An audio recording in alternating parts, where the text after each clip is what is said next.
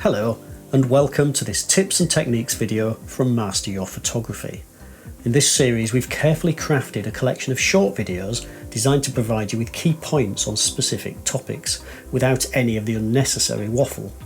Our goal is to give you practical information that you can immediately apply to your own photography.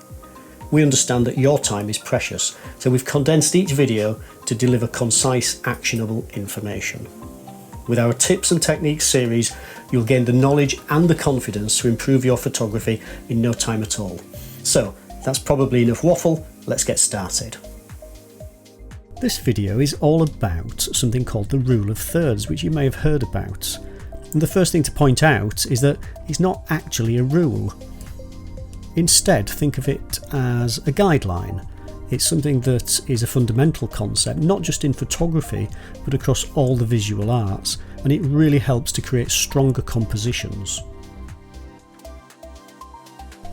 Imagine your image is divided into a grid of 9 equal parts. So you've got 2 equally spaced horizontal lines and 2 equally spaced vertical lines.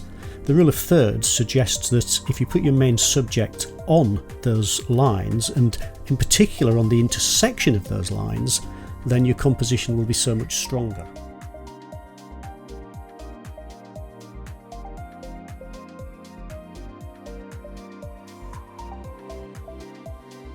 The use of this rule isn't limited to just one particular type of photos. It works across a whole range of subjects and different shapes of images as well, so landscape, panorama, vertical shots, square shots.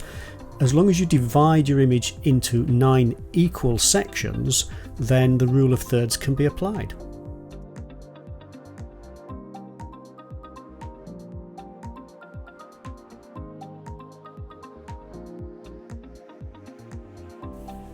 But don't fall into the trap of thinking you have to use the rule of thirds all the time. There's nothing wrong with a centrally placed subject, but sometimes it's good to just step back and see if you can maybe shoot a different angle and actually apply the rule of thirds. Quite often this will provide a stronger image, and it often involves adding what we call negative space to the side of a subject, which provides breathing room.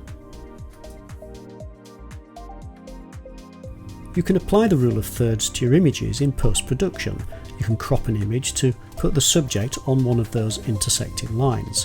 But a better way of doing it is to actually shoot with the rule of thirds in mind.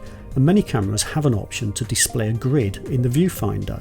If yours has got this, then I would recommend you switch this on and have a play around with it. The rule of thirds is a tool. It can help you achieve better composition, but sometimes breaking the rule can also lead to quite interesting and unique results. So as with any artistic technique, it's important to experiment and find out what works best for your specific subject and style.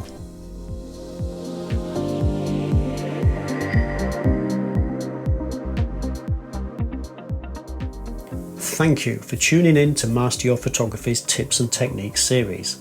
We hope you found this video useful and practical. Remember, each photo you take is a stepping stone towards becoming a better photographer. So, get out there and capture the world in your own unique way. Until next time, happy shooting.